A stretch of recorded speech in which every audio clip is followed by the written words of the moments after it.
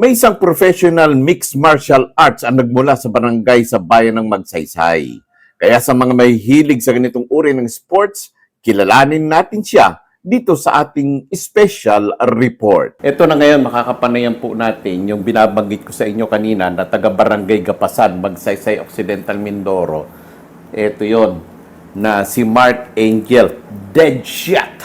Sadang, talagang siya ay boxing, bare knuckle boxing, kickboxing, MMA fighter. At marami siyang award, mga kaibigan, mga taga-Magsaysay, proud kayo dito. MMA lightweight champion, year 2024, knockout king of the year. Ba? Talaga naman, ha? Year 2025, knockout of the year. Ayan. At 1 out of 5 Pilipino na lumaban sa abroad. Aba, talaga Barangay Kapasan to, ha. Okay, shout out muna po sa mga taga Barangay Kapasan na Mark Angel Deadshot Sadang. Hello po, good morning. Shout out sa mga taga Barangay Kapasan. Sa mga nanonood na taga Magsaysay. Hello po. Yan, okay. So ito mga kaibigan, mga giliw na taga-subaybay na tiyempuhan natin, nag-courtesy call kay Mayor Junjun Tria. Kaya si Mayor Junjun kampante, alam mo kung bakit. Sapagkat isa na namang kanyang kababayan na taga-barangay Gapasan ang ngayon ay may bit-bit nitong, ano to? Ang tawag dito? Belt po. Belt? Championship belt. Ganun galing, ano? Oh, talaga naman, Municipality of San Jose, Panganiban, Camarines Norte. Aba, talaga naman, ha? Okay, galing. So, may tanong lang ako sa iyo. Talagang passion mo ba ito? Ilang taon ka na bala? 28 na po ako. Okay. Opo, pangarap ko talaga siya nung bata pa ako eh. Maging fighter. Talagang bakit? Basta gulero ka ba noon? Hindi naman po. May mga time lang na nabubuli. Oo. So, syempre, nakikita ko sa TV pag may mga fights na napapanood ako. Sabi ko, gusto ko rin. Maging gano'n ako. Ayan, talaga. Ipinangarap mo na talaga yan na ano. Opo. Paano ka nagsimula? Para at least yung mga kababayan natin, mga taga-Magsaysay, merong idea kung paano gawin. Paano ka nagsimula dito? Nag-start po ako dito. Nag-try out ako 3 years ago eh. Sa Ilorde Boxing Gym. 3 years ago lang. Opo. Bali, 3 years na kasi ako sa professional fighting. Oo. So, meron akong experience sa amateur na konti. Tapos self-training. Then, nung gusto ko na talaga nakita ko sa sarili ko na gusto ko na talaga lumaban. Sabi ko, sana ako pwede mag-umpisa. Ayun, nag-try out ako sa Ilorde. Then, naging sparring partner ako nung head coach ko ngayon, ng coach namin. So, ayun po, doon na nag-umpisa yung career ko sa pro fighting.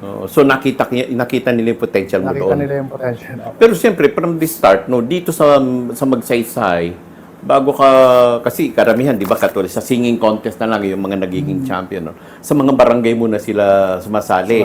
Tapos hanggang mapunta sa munisipyo. Tapos pagdating sa munisipyo, naging probinsya. No? Sa pagkanta lang yan, ha? Ito naman sa fighting. Meron ba ditong instance na may palaro na ganito? Dito po, meron namang mga event dito na nagpa-boxing. Kaso, noong mga panahon na gusto ko, hindi ako nakapasok. Bakit? Dahil siguro sa iba yung masyado pa akong bata. Oo, mga ilang taon ka noon? Bata pa, mga 14, Mga ganon. Sa school, siyempre, mga school. Sa school po, hindi rin ako nabigyan ng pagkakataon. Bakit? Kasi may nakapila na raw na iba. Uy, ayun ano. Ibig sabihin nito, meron nang nakasalang na iba Opo. na doon sa boxing event ng school. Opo. So, sabi ko, parang malabo na talaga. Pero kahit ganun yung nangyari, talagang nag-training pa din ako, nanonood pa rin ako, sabi ko gusto ko talaga. Doon sa balikan ko lang yun, sa school, nung maramdaman mong, nung sumali ka, ano ang pakiramdam mo? Nung bigla kang parang rejection yun, di ba? Opo, sabi ko, ba't ganun? Sabi ko, yung eagerness ko, yung desire ko na maglaro, mag-compete. Siyempre nalungkot ako. No. Tapos sabi ko, ba't ganun? Tapos, ikukumpara mo yung sarili mo sa iba. Nakapanghina. Oo. Pero, It's a challenge naman. A challenge. Hindi ka To- naman to pursue. hindi naman sumama ang loob mo doon sa mga teachers. Medyo. Magitin natin sino kaya yun?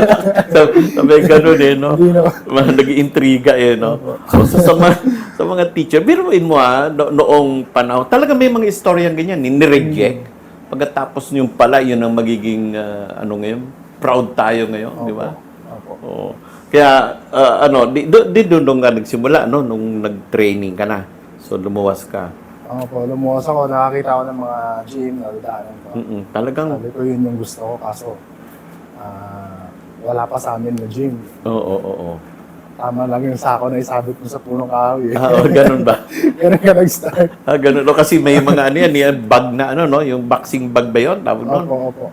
Tapos Punching bag. Oo, yung mga punching bag ba tawag doon? Opo. Oo. Tapos yung isa pa, yung bilog na ginaganon mo. Opo. Ganon, ano? Speedball, double Speedball. Oo, yan. Biruin mo. So, talagang hindi mo naranasan dito sa Mindoro yung ganong training. Opo. Anong suggestion mo pag mga ganyan? Kapag ganun, May mga potential din pala dito. No? Katulad mo, taga Barangay Gapasan. Imagine, no? masasuggest ko pag ganun, maramdaman niyo naman sa sarili niyo kung talagang gusto niyo. Talaga yung Natin. passion. Nila, maramdaman naman talaga. Ayun, pagkaramdam na, huwag mo nang pigilan. Huwag mong pigilan, sa Oo. pagtrabaho, pagsikapan mo. Kasi alam mo sa sarili mo na gusto mo yung ginagawa mo. Pero mahirap ang training yan, di ba? Mahirap po. Mahirap yung training. Hindi ganun kadali lalo pag pro fighter. Oh, pro fighter, biro mo nakikita ko yan, bugbugan talaga eh, di ba? Wasakan na mukha, ganon, di ba? Kailangan ng puso din. Puso, no? Pero may nakikita ako, no, ng mga, kapag ang isang professional boxer, no, katulad ninyo, no, mga kickboxing, mga ganyan, ano, ay hindi mo daw talaga, wala ka daw galit. Totoo ba yun? Dapat wala ka daw galit habang nakikipag-away. Ay, nakikipagsuntukan. Opo. Dapat wala kang galit, hindi ka ganun ka-emotional. Pero minsan di maiwasan. At minsan gano'n, pagka nagkakaroon na ng Lalo boo! pag nabubuli ka sa press con, sa Ganon? face-off. Ay, gano'n? May nangyari naman sa iyo yun? Meron po yung fight ko sa Dubai, ganun eh. Nung laban mo sa Dubai, di ba nakaganyan kayo? Opo. Tapos, minamaliit ka. Kaya malita ako kasi nagsabay kami sa sauna room eh. Oo. Tapos pagdating sa sauna room, nanghihina na ako kasi nag-weight cut na eh. Oo. Yung ginawa ng kalaban ko, may shadow boxing siya sa harap ko. Oo. Tapos sa press con, sa face-off, hinimas-himas yung ulo ko. Oo. Tapos, Sabi, syempre, gagalit ka, no? nakakalalaki yun. Oo. Ano ba yun? Style lang ba yun? O talagang para...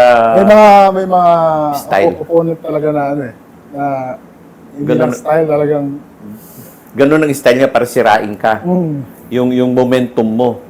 Di ba? Kasi ang naririnig ko... opo, minsan ginagamit Oo, niya. ginagamit nila. Kasi ang narinig ko, dapat pagkalalaban ka, wala kang galit, wala kang emosyon. Basta ang laban mo, manalo ka, yun lang. Lalo ka maging relax ka sa Relax. loob. So, dahil kasi pag nagdala daw ng galit, iba daw yung tirada mo ganun, di ba? Opo. Tapos sa press con, ganun pang gagawin siya, bubulihin ka, Marami ako nakikita ganyan, no? Opo. Maski si Pacquiao, nakikita ko. Part siya ng marketing ng laban din. Yun. Kasi para tumaas ang Sales. ang sales. Opo. Yun. Okay. So talaga napakaganda. Saan dito ang pinaka-ano mo rito? Ito, knockout king of the year. Anong ibig sabihin nito? Sa loob po kasi ng isang taon, nakatatlong laban ako. Tapos, nakuha ko yung panalo ng knockout lahat. Knockout lahat. Opo. Ganon. Bali yung 6 fights ko po. Ayan, ito. 6 fights. Knockout ko lahat. Yung mga Ba, laban galing ko. nga, galing nga. Opo. Ang galing. Round 1, saka round 3. Oh, ito, MMA lightweight champion. Ano to? Beto Manila? Mixed martial arts. Mixed martial arts. Opo, Ayun, mixed talaga. martial arts. Palagay mo ba kami ni Mayor, ubra pa dito sa ganito edad namin? Pwede pa. Tinabalan ka. Pwede pa. Pwede pa, no? Pwede pa. Pwede pa. Pero natatawa ka na, no? Baka mabali mga puto namin. Ang tapat niya yung, siyempre, kailangan niya. Kanidan din namin. Sabi ganun, no? So dito, ano ba itong kaibahan ng boxing sa bare knuckle boxing, sa kickboxing, MMA fighter? Ano ba ito? Yung boxing muna tayo. Ano itong boxing? Yung boxing po, yun yung napanood natin na may gloves like na Pacquiao, Ayan. Mayweather. Oo. Itong bare knuckle boxing. Yung bare knuckle boxing po, boxing pa rin siya kaso gloveless. Ito na lang talaga siya, knuckle na lang. Ah, kamao. Mas masakit yan. Oo, mas masakit po ito. Oh, Wala nang balot. nakakaba. Yun yung ano. Kung yung bare knuckle. kung yung ano nga kung yung may gloves nga nakakabasag nga ng mukha di ba? Oh, tapos itong bare knuckle, Opo. mas matindi 'yon. Mas Oh, brutal. mas Mas brutal. brutal. Oh, itong kickboxing naman to. Yung kickboxing po, may rules siya na K1, K2. Yung kickboxing, boxing lang siya, tapos sipa. Sipa, may kasamang sipa. Opo. Yung nakikita natin ng may sumusuntok, suntok, Opo, sipa. opo. Yun. Yung ibang rules niya, may K2 rin naman, K1, K2. Yung K2 yung may pwede yung siko, yung clinch. Yung Muay Thai. Yung Muay Thai po, Yan ang kickboxing. Pure striking talaga siya. Pero, ang composition ng striking mo ay 8 limbs. Kamao, siko, tuhod. Saka Yun paa. naman. Opo, yun po yung Muay Thai. Like, round So down. marami ang Muay Opo, Thai. opo. Oh. Tapos yung MMA fighter naman, ano Yung nito? MMA naman po, mixed martial arts. Kaya ang tinawag na mixed. Kasi andyan na lahat. Pwede mong dalhin yung Brazilian Jiu-Jitsu mo. Oo. Kung may BJJ ka. Wrestling mo, pwede mo I-apply. yung kalaban mo. Opo. Lahat application. Ito na yung application ng Pwede lahat. mo boxingin, pwede mong kung Muay Thai fighter ka, pwede Muay Thai. Oo. Lahat So, na po. combination ito ngayon. Opo, yan So na kung ano yung nakikita mong applicable doon sa kalaban mo, yun ang gagamitin mo. Opo, sa capacity na Sa kaya mo, capacity. sa abilidad na meron ka. Oo. So dito nag-training ka lahat ito, nag-training ka sa lahat. Opo, Kasi mixed martial art eh. So taekwondo marunong ka. Mga May ganyan. mga training din ako Training. po ng taekwondo na ilan. Oo. Bakit ito masyado kong na-intriga dito sa Brazilian Jiu-Jitsu? Naririnig ko yan eh. May magaling yan eh na nakita ko noon. Ang galing. Bakit? Ano ba kaibahan ng Brazilian? Ang jiu-jitsu po kasi more on ground game siya. O yung parang iyaano mo siya, di ba? Nandyan yung Babagsak. mga choke. Babagsak mo rear naked siya. choke. Oo. Opo. Lahat ng klase ng submission na pwede mong gawin sa ground. Pero di ba Japan ang ano ng Jiu-Jitsu ba yun? O, di ba Japan? Hindi po. Hindi ba? Hindi po. Kasi Mas magagaling talaga po dyan, mga Russian, mga Dagestani. kasi malalaki. Forte nila yan, forte nila. Yun, nagamit mo rin yan dyan. Sa nung laban mo, nagagamit mo yan. Nagagamit ko na po mga escapes, pero nag-aaral pa lang kasi ako ng jiu-jitsu sa ngayon. So Yun. last fight ko, yung lumaban ako ng MMA, hindi ako ganun kagaling sa ground. Magaling yung kalaban ko sa jiu-jitsu eh. Kaya nangyari sa akin, puro takedowns. Ganun. Ano pinakamahirap na nalaban mo, na-experience mo na? Pinakamahirap na laban ko na experience itong MMA. Ayan. Opo, kasi 6 times ako hinagis ng kalaban ko, tapos Yan, laki mong yan, nahihagis ka pa. opo, hinagis ako ng kalaban ko, talagang binatala ako sa ground. Ang pinakamasakit pa na to, early round 1, na-injury na ako kaagad. 3 times na tumunog yung ankle ko, nagkaroon ng fracture. Pero tinitiis ko lang. Kasi gusto ko manalo. Ganun, oo. Opo. Yun yung pinakamahirap para sa akin. Ayun, oo. Yung pinakamadali mo naman. Pinakamadali ko naman yung bare knuckle. Bare knuckle. Kasi suntukan lang eh. Alam mo, sumuntok ka, tumama ka, mahilo yung kalaban mo, alam mo mananalo ka eh. Oo. Sa bawat laban mo, anong iniisip mo? Iniisip ko palagi pag lumalaban ako. Siyempre, manalo, number 1. Excitement. Kasi pangarap ko talaga to eh. Excitement. Masaya ako, hindi ako natatakot. Oo. Hindi ako natatakot kasi alam ko na yun yung magbibigay sa akin ng kagalakan eh. Oo. Siyempre, dahil passion eh, no? Passion. Ang passion, hindi dito pinag-uusapan ng pera, di ba? Opo. Ang pinag-uusapan dito yung, at least, yung passion mo, mai-release mo. Opo, totoo. Matutuwa ka, kahit na walang pera, basta meron, tawag niyan, yan? May bell. Pwede bang may isanla yan? Isanla mong karangalan eh, no? So talagang, no? So anong may papayo mo sa ating mga, dito, babalikan ko yun. May papayo mo dahil tiyak, napapanood ka, no? Sa mga laban na yan. At dapat maging proud tayo, mga taga-magsaysay. Imagine, from barangay, Kapasan, hindi mo maintindihan. Di ba? Dapat mas maririnig mo. Poblasyon. Doon sa mga sentro, di ba? Pero this Gapasan eh. Di ba? From barangay Gapasan ay nandito yung kaharap natin ngayon talagang lumalaban. So, nasa iyo ang payo mo sa kanila at mensahe mo na rin sa ating mga kababayan dito, yung mga mahihilig, ano? Opo. Sa bawat isa po na nanonood ngayon, share ko lang sa inyo, unang-una, huwag niyo sukuan yung pangarap niyo.